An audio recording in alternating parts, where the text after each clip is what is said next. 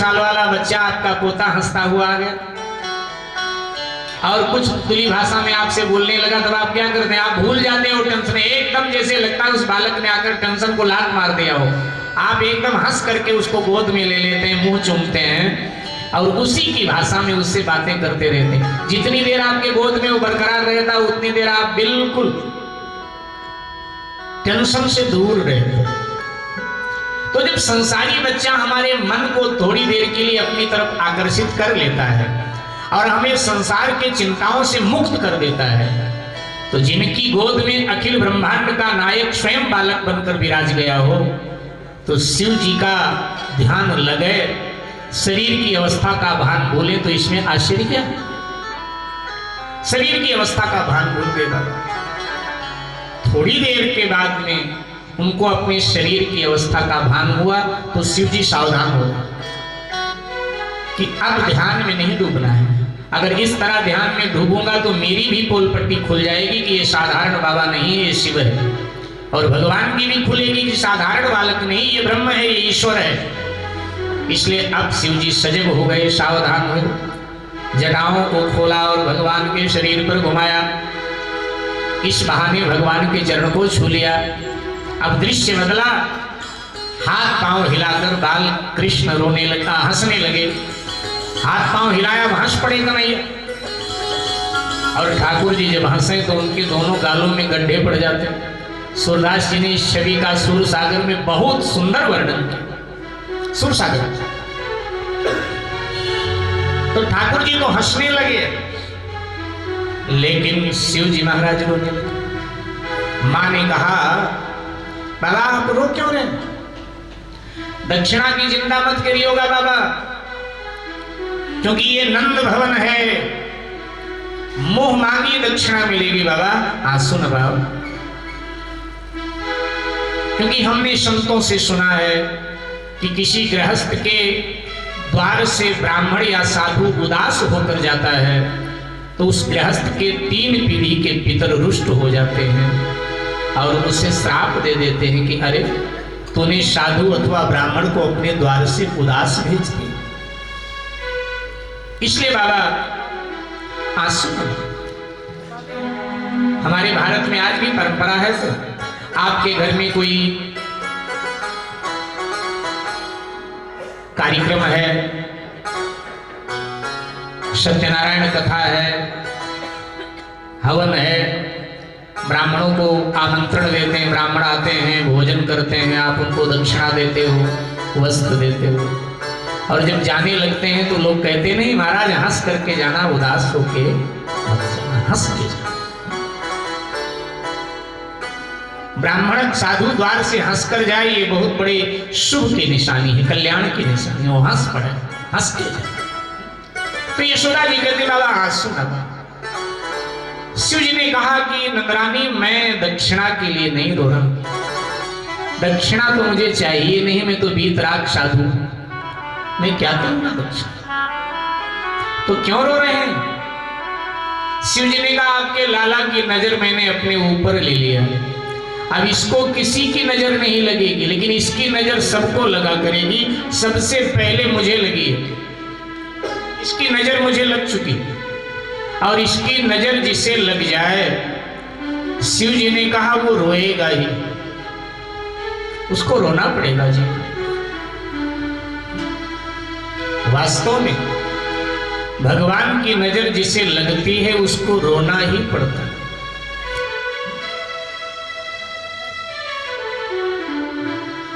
बिंदु जी महाराज ने मोहन मोहिनी में लिखा, आशिक के दिल में कभी आराम नहीं होता। आशिक माने भक्त, उस समय देश की भाषा उर्दू थी। बिंदु जी, अपने विनोद अग्रवाल जी ने सबसे ज्यादा बिंदु जी को गाया, बिंदु जी के सिवाय वो किसी का गीत गाते नहीं थे। विनोद अग्रवाल जी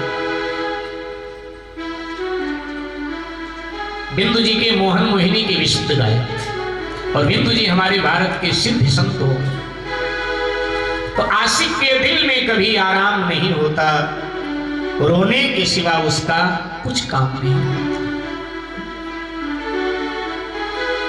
जिससे नजर उसकी लग जाए उसको रोना तो पड़ेगा, लेकिन हाँ, उस रोने में हमारे आपके सौ हंसने का आनंद छुपा है। उस रोने में जो मजा है वो हमारे आपके सौ हंसने में मजा नहीं। स्वामी राम तीर्थ जी महाराज जब गंगा के तट पर बैठे और भगवान को याद करें तो एक तरफ गंगा की धार, एक तरफ उनके आंखों से आंसू-धार आता है।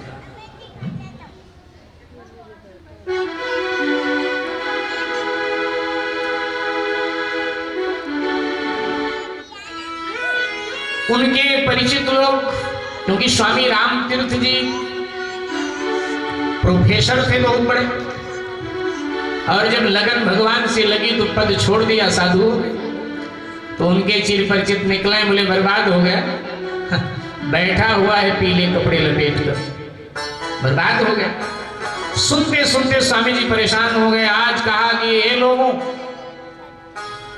मैं बर्बाद हुआ कि मैं आबाद हुआ तो मुझे मालूम है, लेकिन सुनो, तुम्हारे आबादी से हमारी बर्बादी बहुत अच्छी है।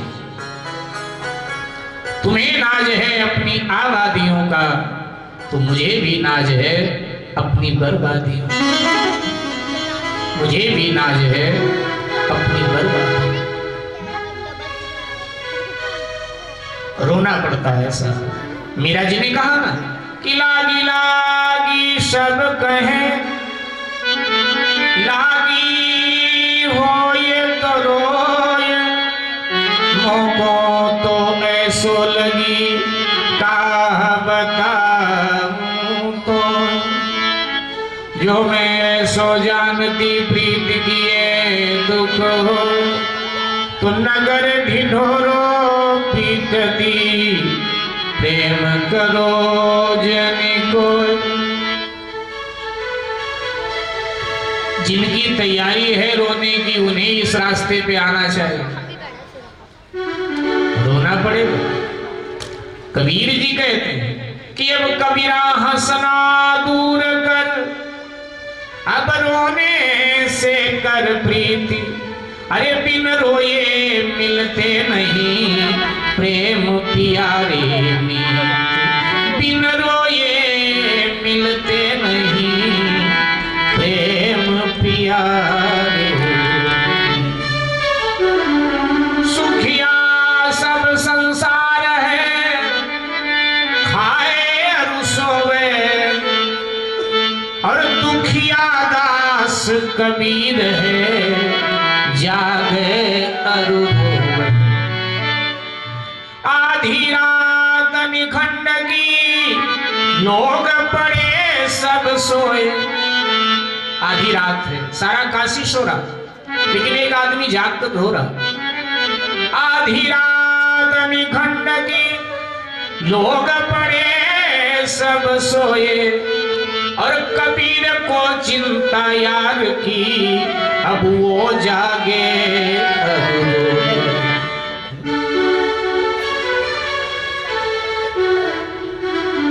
दरस बिन, दरस बिन दुखन लागे, दरस बिन लागे, धन लागे, दरस बिन दुखन लागे।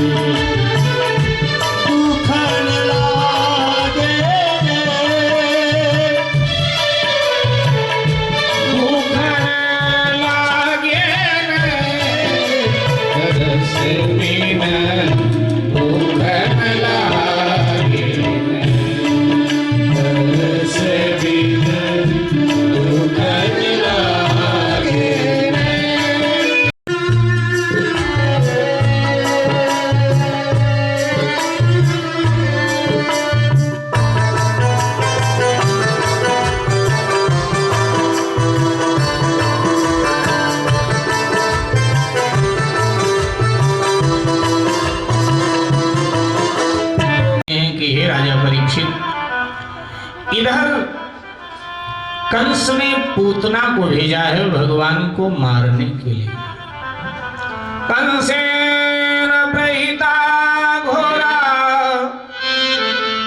पूतना बाल घातिनी शिशुचार निघंती पुरग्राम व्रजा।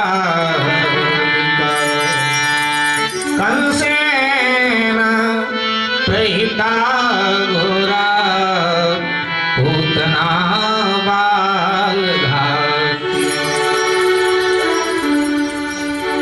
कंस के द्वारा प्रेषित की गई पूतना गोकुल में प्रवेश कर गई।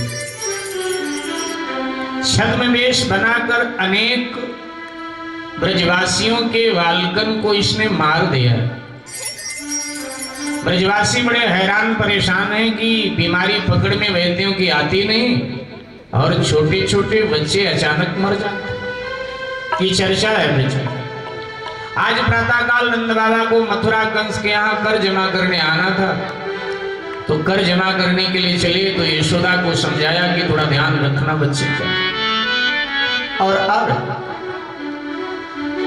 नंदराय जी मथुरा आ गए। इधर पूतना ने दिव्य गोपी का रूप ले लिया और नंदालय में प्रवेश कर गई। मैया बधाई। यशोदा ने कहा कहां से आए? बोली हम भी आपके ब्रजे की गोपी हैं। यशोदा जी ने कहा लेकिन मैं सबको पहचानती हूँ, तुझे नहीं पहचानती। बोली हमारा गांव मथुरा के उधर कोने पर है और वैसे भी मैं नई नवेली हूँ, पहली बार तो मैं घर से निकली हूँ। तो यशोदा जी ने कहा नहीं नहीं मैं नई नवेलियों को भी जानती हूँ। खैर कोई नहीं, तो उस दिन क्यों नहीं आई जब लाला का जन्म हुआ? आज आई। बोली असल में मैं घर पे नहीं थी जब लाला का जन्म हुआ ना जिस दिन आपके, मैं मायके चली गई थी। तो मायके में भी मैंने सुना कि भाई आपके यहाँ लाला का जन्म हुआ और घर आई तो हमारे वो भी कहने लगे कि भाई तू चली जा, लाला का जन्म हुआ है उनके यहाँ तो बधाई। यशोदा जी ने कहा ये बात समझ में नहीं आई कि मेरे लाला के जन्म की बात तेरे मायके में भी मालूम, ससुराल में भी मालूम, ये क्या मतलब हुआ? पुतना कहते हैं कि माँ तू लगता है कि ब्रज का रिवाज भूल गई। अरे हमारा मायका भी ब्रज में है और ससुराल भी ब्रज में है, क्योंकि प्राचीन भारत में ब्रजमंडल 84 कोष में और प्राचीन भारत में ब्रजमंडल की बेटियां ब्रजमंडल में ही ब्याही जाती थी 84 कोष के अंदर ही, उसके बाहर नहीं, ब्रज के सीमा के बाहर। आज भी ब्रज के देहातों में कहावत कही जाती है कि ब्रज की बेटी और गोकुल की गाय जब करम फूटे तब अलग जाए। ब्रज की बेटी और गोकुल की गाय जब करम फूटे तो अलग जाए। हालांकि अब ये परंपराएं नहीं अब तो सब जगह जाए।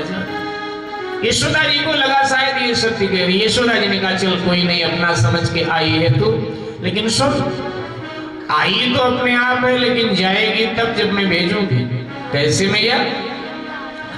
अरे हमारे पति मथुरा गए हैं कर जमा करने, अब जो गोपियां बधाई देने आई लाला की उनको हमने गहने दिए, कपड़े दिए, मिठाई दिए, तुझे भी ये सब दूंगी। लेकिन अब आज तो तुझे रुकना पड़ेगा क्योंकि देर रात तक वो लौटेंगे और फिर कल मैं तुझे विदा करूंगी। पूतना थोड़ी डर रही थी अंदर से कि कहीं इसका पति ना आ जाए, लेकिन आप निश्चिंत हो गई कि वो तो है ही नहीं यहाँ। माताएं बहनें आज भी हमारी बड़ी भोली हुई। यशोदा जी से उसने पूछा थोड़ा था तुम्हारा आदमी कहाँ गया, बस बात बात में बता गई। और आज भी माताएं बहनें बस थोड़ी देर खड़े हो जाओ, बस आप सारी कहानी पूरा इतिहास थोड़ी देर में सब पढ़ देते। कहने लगी तू मेरे लाला को नहीं देर संभाल, ये बड़ा नटखट है, मैं तेरे लिए कुछ जलपान तो लाऊं, अतिथि देवो भव का भाव। पूतना यही चाहती थी। पूतना ने हाथ बढ़ाया तो ठाकुर जी तो इंतजार कर रहे थे इसका कि आए जल्दी। तो जैसे पूतना ने हाथ बढ़ाया तो हंस करके ठाकुर जी भी पूतना की गोद में समा गए। मां भीतर गई और झट पूतना ने अपना स्तन जिसमें कालकूट विष लगा के आई थी भगवान के मुंह में डाल। भगवान ने पूतना के स्तनों को अपने हाथों से कस के पकड़ ले, मुंह में डाल ले और आंख बंद कर लिया। सुखदेव जी से परीक्षित ने पूछा, गुरुदेव, पूतना के स्तन को भगवान ने अपने दोनों हाथों से पकड़कर मुंह में डाल लिया, लेकिन आंख क्यों बंद की? क्या डर गए पूतना के वेश को देखकर? सुखदेव जी हंस पड़े, बोले, जिनके नाम लेने से डर खत्म होता है उनको किसी का डर लगेगा? तो आंख क्यों बंद किया? सुखदेव जी ने बताया, पहला कारण आंख बंद करने का, भगवान ने पूतना को देखा, आंख बंद कर लिया, क्योंकि पूतना राक्षसी है। दुनिया के भाग्य का निर्माण करने वाला अपने भाग्य की विडंबना पर थोड़ा चिंतित हो उठा कि अरे, ये मेरे भाग्य की क्या विडंबना है। रामावतार में भी मरने के लिए मेरे सामने सबसे पहले राक्षसी आई थी, और कृष्णावतार में भी मरने के लिए सबसे पहले मेरे सामने राक्षसी आई। माने रामावतार में भी संहार की लीला मैंने एक राक्षसी को मार के प्रारंभ किया था, और कृष्णावतार में भी एक राक्षसी को मारकर ही मुझे प्रारंभ करना पड़ेगा। ना रामावतार में कोई राक्षस पहले आया और ना कृष्णावतार, इसलिए आंख बंद किया, पहला कारण। अब रामावतार में कौन आई?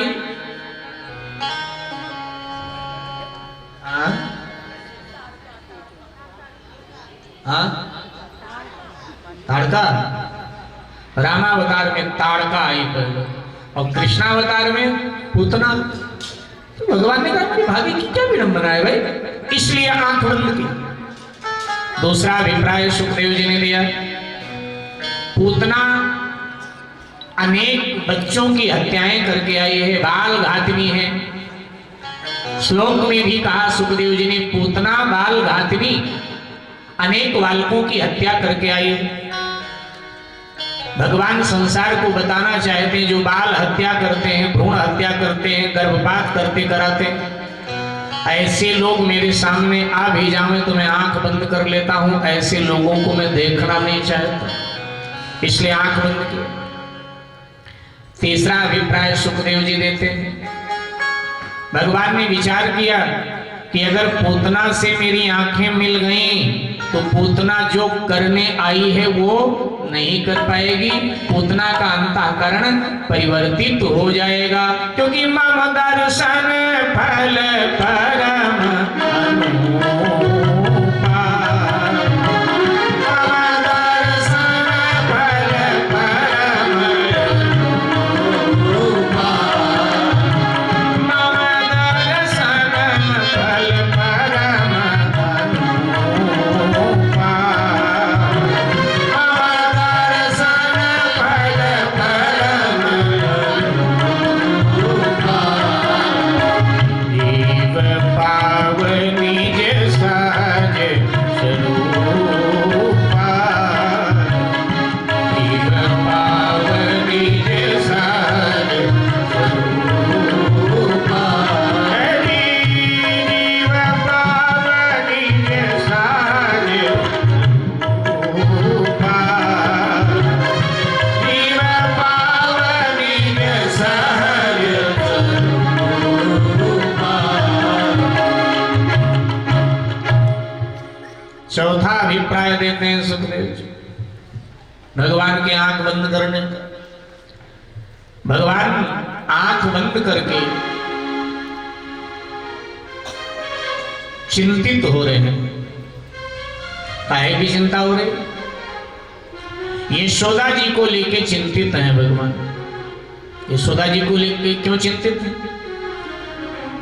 भगवान अपने आप से कह रहे हैं, विचार कर रहे हैं कि पूतना ने अपना स्तन मेरे मुंह में दे दिया, तो अब पूतना का और मेरा रिश्ता माँ बेटे का हो गया, क्योंकि उसका स्तन मैंने अपने मुंह में ले लिया।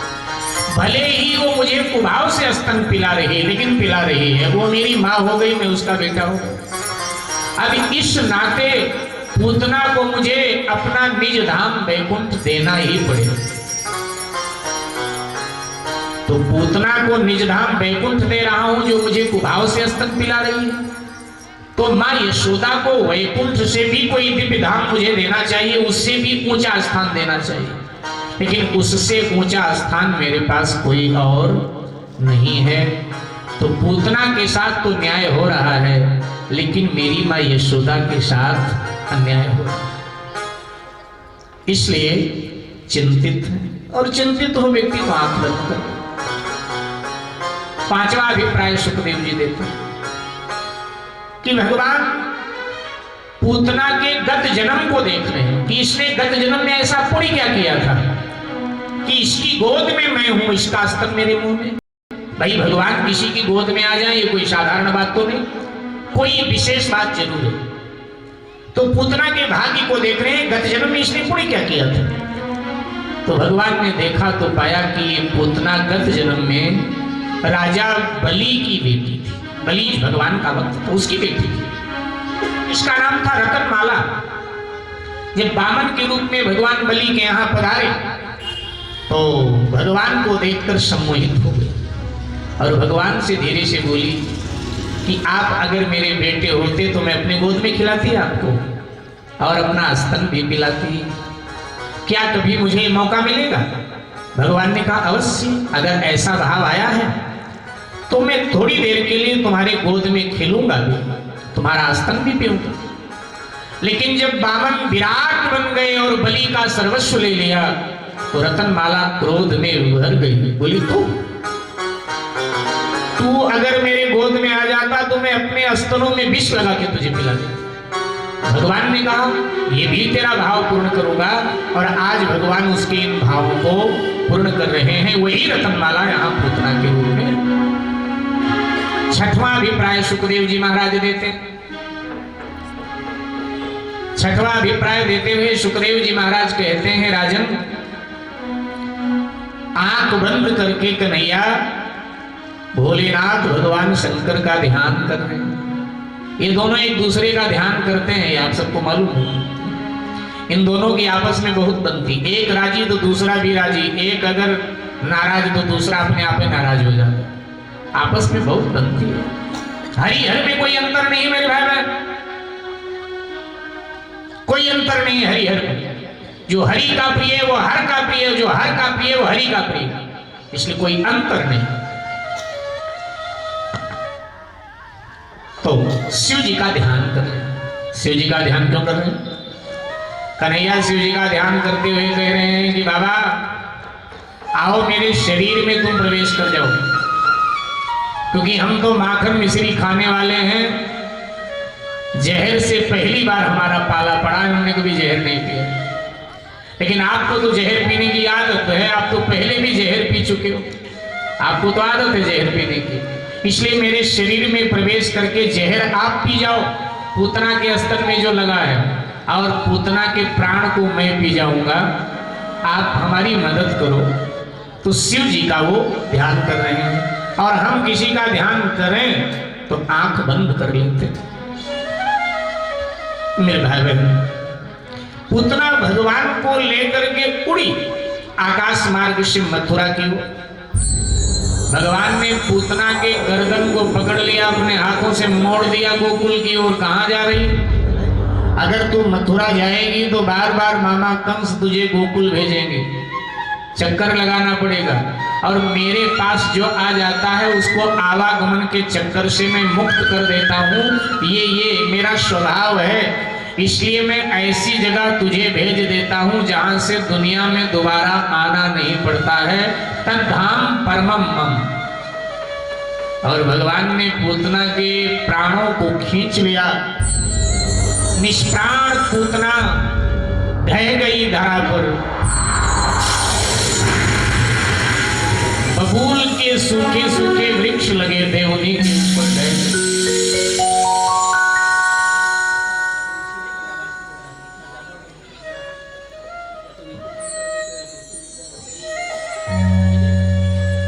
जय जय श्री राधे, जय जय श्री राधे, जय जय श्री राधे श्याम।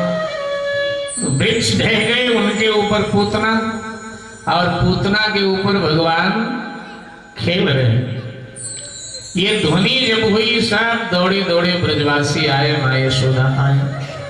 पूतना के सीने से भगवान को हटाया गया। पूतना के शरीर का ब्रजवासियों ने दाह संस्कार किया और अब भगवान को गौमूत्र से नहलाया जा रहा है। ब्राह्मणों को बुला करके स्वस्ति वाचन कराया गया। गाय के बछड़े के पूंछ से ठाकुर जी की नजर उतारी जा रही है, कहीं राक्षसी ने छू लिया, इनको नजर न लग जाए। पूतना को भगवान ने निज धाम प्रदान किया। सुखदेव जी महाराज आश्चर्यचकित हो गए और आश्चर्यचकित होकर सुखदेव जी महाराज बोले, अहो बकीयम स्तनकालकूटम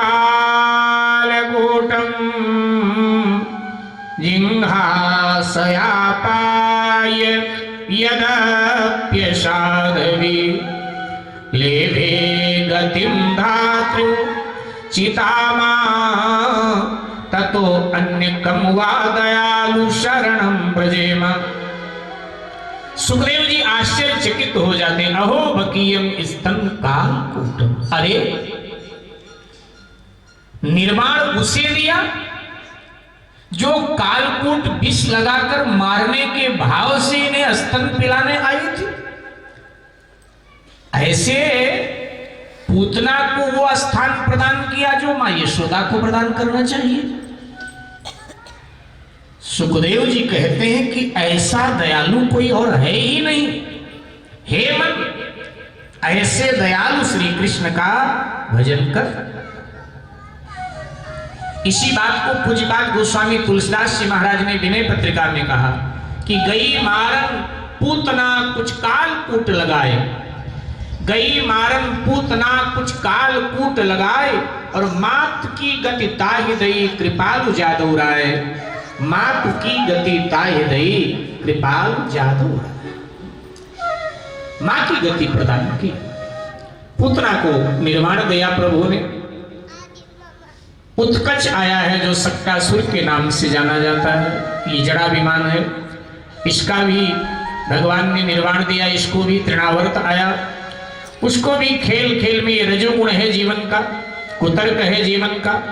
भगवान ने तृणावर्त का भी संहार कर दिया है। प्रभु धीरे धीरे बड़े हो चले। आज मेरे भाई बहन, खेल खेल में भगवान ने माटी खा लिया, मिट्टी खा लिया, और मिट्टी खाया तो बालकों ने आकर के शिकायत किया यशोदा जी से, मां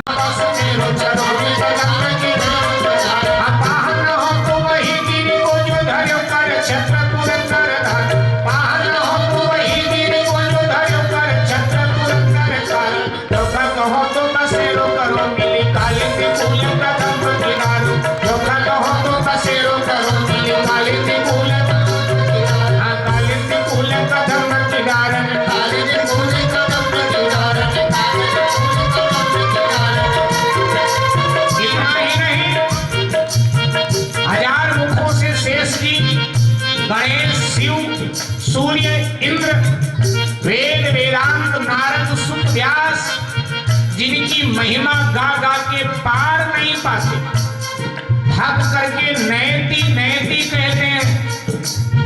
ऐसे परमात्मा को ब्रज के अहीरों की छोरियां क्या करती हैं? रसखान कहता है, शेष गणेश महेश दिनेश सुरेश हुजाई निरंतर गावे। शेष गणेश महेश दिनेश सुरेश हुजाई निरंतर गावे। सभी लोग आइए। शेष गणेश महेश दिनेश सुरेश हुजाई निरंतर गावे।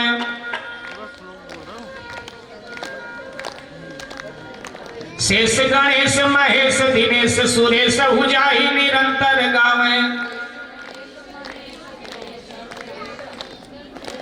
ये बात पुराने जमाने में कथाएं जब होती थी तो बताते हैं बुजुर्ग लोग, संगीत नहीं होता था, व्यास जी और श्रोता होते थे, दोनों गाते थे खूब। तो व्यास जी तो गाते थे, नीचे वाले गाते थे, उनको भी 7 दिन में कथा याद हो जाती। अगली बार कथा सुनने बैठे तो वो बिल्कुल सब गाते थे साथ साथ। आजकल संगीत चल गया तो कहते हैं संगीत बज रहा है, हम नहीं भी गाएंगे तो किसको पता है गा रहे हैं कि नहीं। आइए। शेष गणेश महेश दिनेश सुरेश हुजाई निरंतर गावे, शेष गणेश महेश दिनेश सुरेश हुजाई निरंतर गावे। जाहि अनादि अनंत अखंड अचेत अभेद सुवेद बतावे, जाहि अनादि अनंत अखंड अचेत अभेद सुवेद बतावे। नारद से सुख व्यास रचे पटिहार तो मुनि पार न पावे, नारद से सुख व्यास रचे पटिहार तो मुनि पार न पावे, पटिहार तो मुनि पार न पावे, हार तो मुनि पार न पावे। ताहि हीर की छोकरिया छछिया भर छछ पे नाच नचावे, ताहि हीर की छोकरिया छछिया भर छछ पे नाच नचावे, ताहि हीर की छोकरिया छछिया भर छछ पे नाच नचावे, ताहि हीर की छोकरिया छछिया भर छछ पे नाच नचावे, ताहि हीर की छोकरिया छछिया भर छछ पे नाच नचावे, ताहि हीर की छोकरिया छछिया भर छछ पे नाच नचावे, ताहि हीर की छोकरिया छछिया भर छछ पे नाच नचावे, ताहि हीर की छोकरिया छछिया भर छछ पे नाच नचावे, ताहि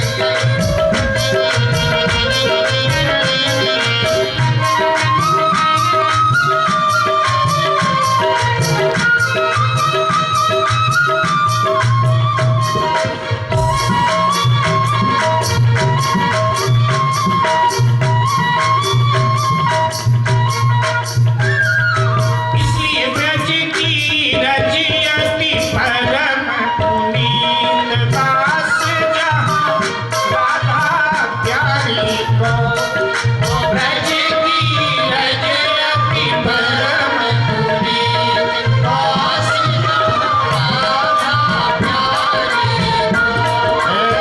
राधा रानी का दास जहाँ श्यामा प्यारी को, ब्रज की रजियति परम पुनीत दास जहाँ राधा प्यारी को।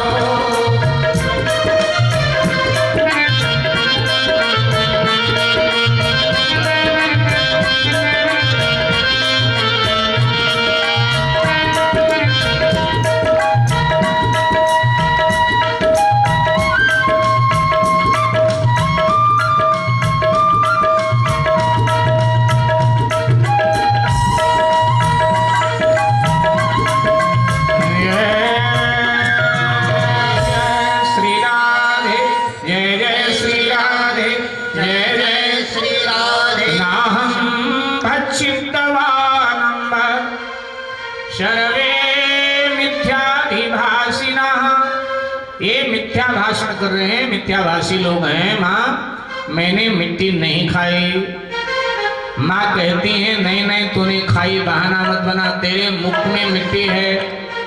भगवान कहते हैं मुख में मेरे मिट्टी नहीं कुछ और है। माँ ने कहा नहीं नहीं क्या है, तू खोल के दिखा, मुझे मालूम है मिट्टी है। भगवान ने कहा नहीं मानती हो तो पश्चिमे मुखम, मेरे मुख में देख लो।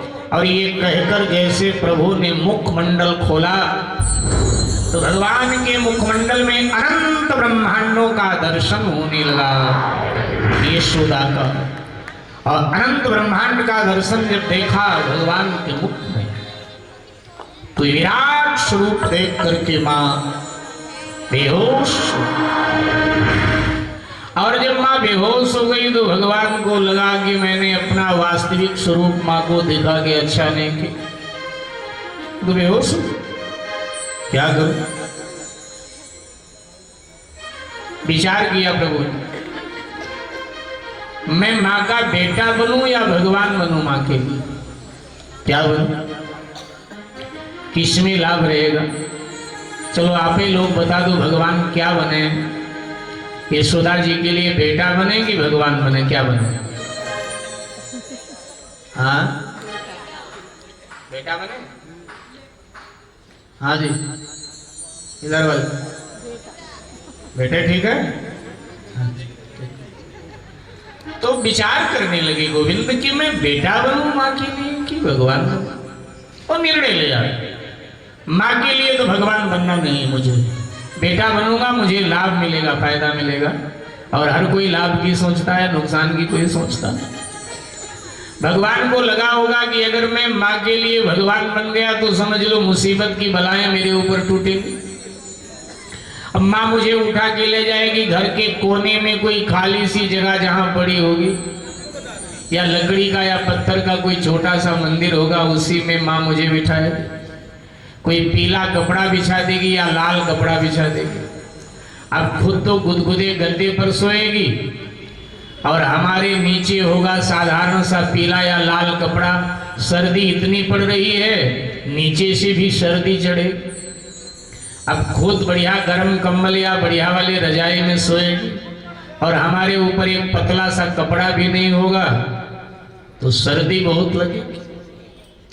खुद नहाएगी गीजर के पानी में, हमको ठंडे जले में नहला देगी और मुसीबत सर्दी।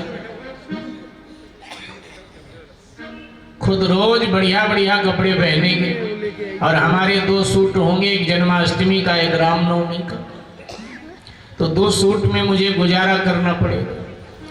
खुद नवीन नाश्ता रोज बनाएगी, नए नए पकवान, नाश्ते में भी भोजन में भी नए नए, और हमारे लिए हरिद्वार जाएगी, आधा किलो मिश्री लाएगी, 4 दाना रोज प्लेट में डालेगी, घंटी बजाएगी, गोपाल जी का भोग लगा।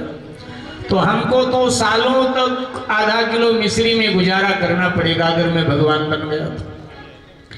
दुनिया भर की अगरबत्ती और धूप जला के बिल्कुल नाक के आगे ठूस के रख देगी, सारा धुआं भी अंदर घुसेगा। और चंदन लगाएगी तो ऐसे लगाएगी पूरा मुंह ही पोत देगी। हम लोग ठाकुर जी के साथ ऐसे ही तो करते हैं, अपने चंदन लगाना हो, तिलक लगाना हो, क्या 10 बार देखेंगे और बिल्कुल कहीं इधर उधर ना, और ठाकुर जी को तो ऐसे ही पोत देते हैं। जहां साकार उपासना है वहां विशेष ध्यान रखा जाता है भगवान का। आप अयोध्या जाते हो, ठाकुर जी का दर्शन करने वृंदावन जाते हो, तो लौट के आते हैं, लोग कहते हैं ठाकुर जी बहुत तंदुरुस्त हैं, सेवा उनकी वहां इतनी होती है। सर्दी में अंगीठी रख देते हैं ठाकुर जी के लिए। देखो भाव में ही तो भगवान है। सेवा यहां भी कई बार देखते हैं कईयों के ठाकुर जी बड़े कमजोर लगते हैं, तो हम विनोद में कह देते हैं क्या बात है खिलाते नहीं कुछ ठाकुर जी को बड़े, और कईयों के ठाकुर जी तो एकदम बड़े तंदुरुस्त लगते हैं जहां सेवा होती है। ध्यान देना, वो भाव दिखाई, भक्त का भाव भगवान के स्वरूप से झलकता है। भक्त का भाव आपके घर में जो ठाकुर जी बैठते हैं उनके चेहरे से झलकेगा। भक्ति की सेवा वहां से दिखाई दे जाती है। उसके पूजा घर में घुसो, भक्ति की सेवा दिखाई दे, भाई यहाँ ठाकुर जी की सेवा बहुत होती है। भाव वश्य भगवान सुख निधान करुणा भो। तो ठाकुर जी ने कहा भगवान तो बनना नहीं है, माँ के लिए बेटा बनूंगा, अपने आंचल में लेकर मुझे घूमेगी और क्या क्या सेवा करेगी। अब भगवान ने माँ को होश में ला दिया और जैसे माँ होश में आई तो डरी हुई। भगवान ने मुंह रूखा करके कहा माँ मुझे स्तन पिला दो, भूख लगी। यशोदा को लगा सारे जगत को खिलाने वाला भूखा है। झट भगवान ने अपनी माया को आज्ञा दिया कि मेरी माँ को तू भुलावे में डाल दे। माया की छाया आई, यशोदा जी भूल गई जो लीला भगवान ने दिखाया था, कुछ याद ही नहीं। भगवान दोबारा कहा माँ मुझे भूख लगी है। माँ ने हाथ फैलाया, माँ के बाहों में भगवान आ गए और अब कन्हैया को माँ स्तनपान कराने लगी। ये मधुर लीला भगवान ने किया। सुखदेव जी कहते हैं यशोदा धन्य है जो जगत के पिता को पुत्र बना करके स्तनपान करा रही है। यशोदा धन्य। मेरे भाई बहन, रामावतार में भी ठीक इसी तरह ठाकुर जी ने लीला की। दोनों जगह अपने विराट स्वरूप का दर्शन माँ को कराया, यहाँ यशोदा जी को, वहां कौशल्या जी को। अब यहाँ प्रसंग है मिट्टी खाने का। भागवत में ठाकुर जी ने मिट्टी खाया और फिर अपने मुख में विराट ब्रह्मांड का दर्शन भगवान को करता, अपना यशोदा जी को कराया। रामायण में क्या प्रसंग है? रामायण में भी राम जी ने विराट स्वरूप का दर्शन कौशल्या जी को अपने मुख में कराया। ऐसा है ना रामायण में सर? मेरे ख्याल से है। हाँ है। तो प्रसंग क्या है? हाँ वहां खीर खाने का प्रसंग है। कौशल्या जी ने राम जी को नहलाया धुलाया। झगुला पिना के पालने में सुला दिया और खीर का प्रसाद बनाया, मंदिर में भगवान को के गई और भगवान के मंदिर में जाकर के भगवान के आगे वो खीर का प्रसाद रखा, पर्दा किया, घंटी बजाया कि प्रभु पधारो, भोग लगाओ। और जैसे पर्दा हटाया तो देखा राम जी भोग लगा रहे हैं। तो कौशल्या जी ने कहा वो तो महल में सो रहा है, इतनी दूर चल सकता नहीं, यहाँ कैसे आए। दौड़ी दौड़ी महल में गई तो देखा सो रहे हैं पालने में। फिर आई मंदिर में तो देखा खा रहे हैं खीर। बेचैन हुई माँ, और जैसे बेचैन हुई माँ तो राम जी हंस पड़े मुंह फाड़कर। और जैसे राम जी का मुंह खुला तो उनके मुख में अनंत ब्रह्मांड का दर्शन कौशल्या माँ को होने लगा। लेकिन ध्यान देना थोड़ा अंतर, यहाँ यशोदा जी देखकर बेहोश हो गई, लेकिन वहां कौशल्या जी बेहोश नहीं हुई। ये सब देखा था। जब भगवान श्री राम के मुख में अनंत ब्रह्मांडों का दर्शन कौशल्या जी को हुआ तो बेहोश नहीं हुई, बल्कि वो डरी और डर करके वो स्तुति करने लगी। लेकिन हाँ, डर इतनी गई है कि जो स्तुति के शब्द है ना वो शुद्ध नहीं बोल पा रही है। आप डरे हो और हनुमान चालीसा पढ़े तो अशुद्ध निकलता है।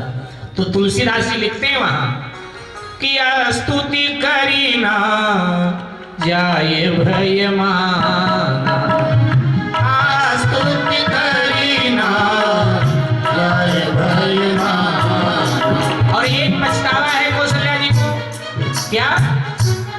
स्तुति करी ना जाए भय माना, स्तुति करी ना जाए भय माना।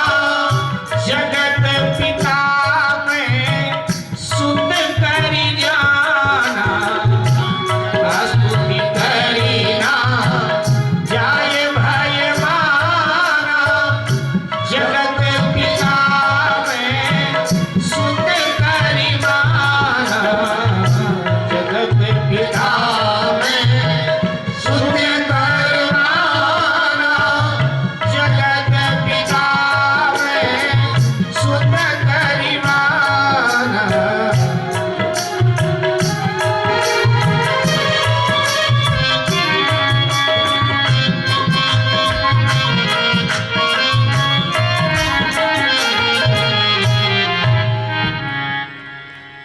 थोड़े अंतर के साथ कौशल्या जी स्तुति नहीं कर पा रही, डरी हैं और ये पछतावा करने की हाय जो जगत का पिता है उससे मैंने केवल अपना पुत्र मान लिया। ध्यान दें, यशोदा जी से कुछ अतिरिक्त सुविधा कौशल्या जी के पास है। थोड़ा समझिए प्रसंग को। कौशल्या जी गत जन्म में शत्रुपा थी और महाराज दशरथ स्वयंभू मनु। तो जब इन दोनों ने भगवान को पुत्र के रूप में मांगा कि आप मेरे पुत्र बने, तो मनु जी ने कहा कि आप मेरे पुत्र बने तब मैं इस बात को भूल जाऊं हमेशा के लिए कि आप ईश्वर हो, मैं केवल आपको पुत्र मानूं और आपका अगर वियोग मुझसे हो जाए तो आपके याद में मेरा प्राणांत हो जाए, ये मांगा था। इसलिए दशरथ जी का प्राणांत भगवान के विरह में हुआ। शत्रुपा जी ने मांगा था आप मेरे पुत्र बने, लेकिन फिर भी मुझे याद रहे कि आप ईश्वर हैं। आज मां ईश्वर भाव भूल गई थी कौशल्या, इसलिए भगवान को ईश्वर भाव याद दिलाना था कि अगर ईश्वर हूं एक जगह क्या मैं तो अनेक जगह रह सकता हूं। तो बद्रीनाथ धाम से थोड़ा सा आगे बढ़े आप तो भारत की सीमाएं सिमटने लगती हैं, चीन की सीमाएं विस्तृत होने लगती। भारत का अंतिम गांव माना गांव, वहां गणेश गुफा है,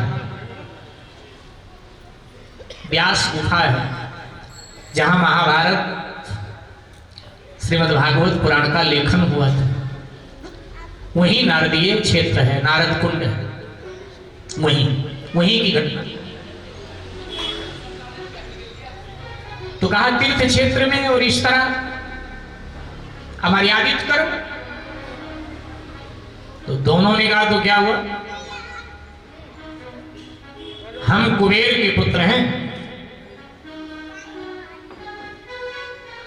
किसी मंत्री के बेटे जब किसी गड़बड़ घोटाला में पकड़े जाते हैं तो सबसे पहले यही तो धमकी देते हैं, हम उनके बेटे हैं।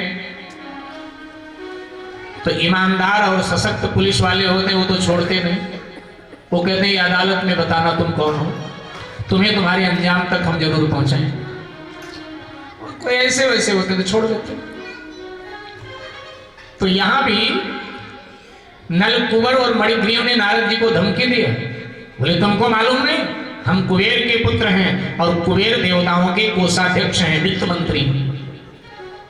नारद जी ने कहा जानता, भले ही तुम कुबेर के पुत्र हो लेकिन तुमने सामाजिक मर्यादा को तोड़ा है तो उसका दंड तो तुम्हें हम जरूर देंगे।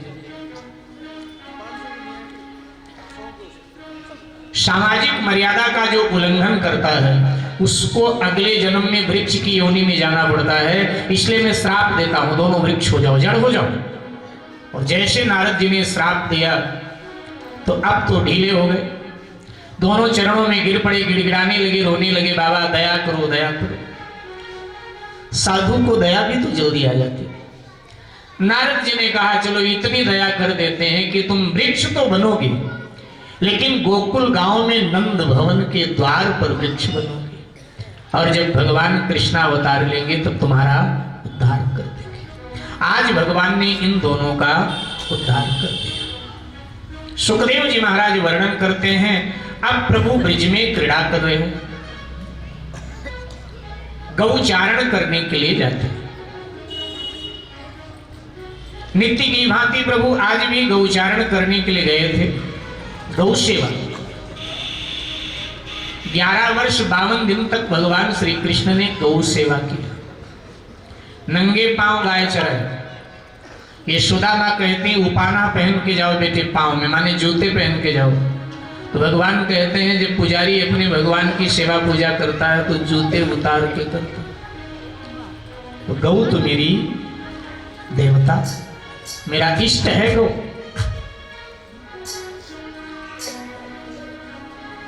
बिना सिले कपड़े पहनकर पूजा का विधान प्राचीन भारत में हमारे यहाँ था। दक्षिण भारत में आज भी बिना सिले वस्त्र पहनकर पूजा होती, सिले हुए पहनकर नहीं होती। तो भगवान श्री कृष्ण ने गौचारण जब किया तो बिना सिले वस्त्र पहनकर गौचारण करते थे। सेवा ये पूजा है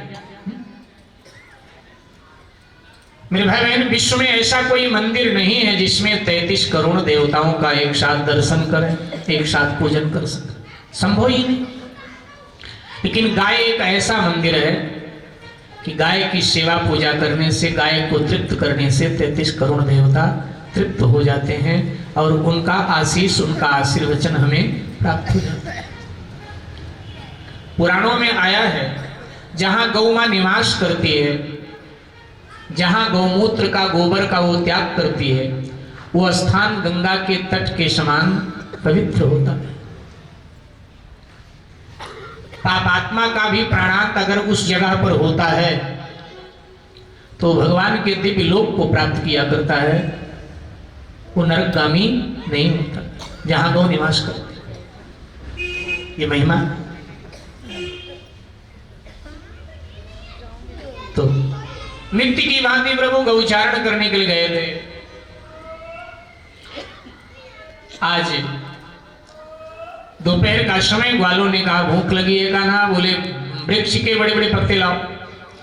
ले आए, बोले गोलाई में बिछाओ, बिछा दिया। बोले अब अपने घर से जो लाए हो डालो, मिलकर बांट कर आज खाते हैं। तो अपने अपने घर से जो लाए थे डाल दिए। सब गोलाई में बैठकर गए और छीना झपटी करके खा रहे।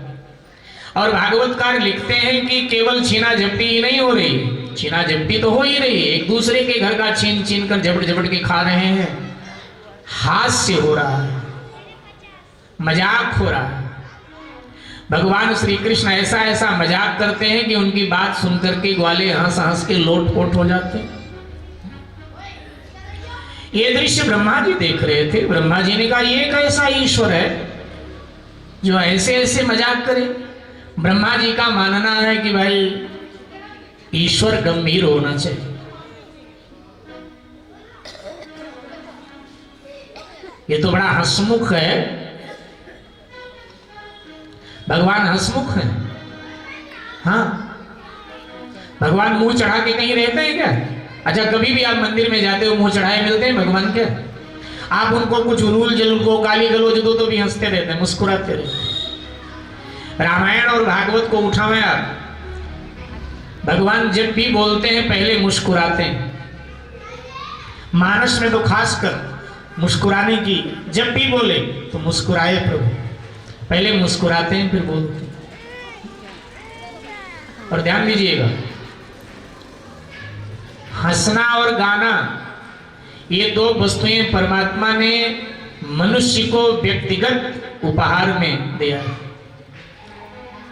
बाकी तो सबके पास है, हम खाते हैं तो दूसरे लोग भी तो खाते हैं, पशु भी तो खाते हैं, हम सोते हैं वो भी सोता है। लेकिन गाना और हंसना, और किसी योनि में ना आप गा सकते हो ना आप हंस सकते हो। एक मनुष्य योनि ही ऐसी है जिसमें आप हंस भी सकते हो, गा भी सकते हो। हमारे पूज्य गुरुदेव कहते हैं कि मुस्कुराते रहो, गुनगुनाते रहो, मुस्कुराते रहो, गुनगुनाते रहो। जीवन संगीत है, स्वर सजाते रहो। जीवन संगीत है, स्वर सजाते रहो। मुस्कुराते रहो, गुनगुनाते रहो। जीवन संगीत है, स्वर सजाते रहो। मुस्कुराते रहो, गुनगुनाते रहो। जीवन संगीत है, स्वर सजाते रहो।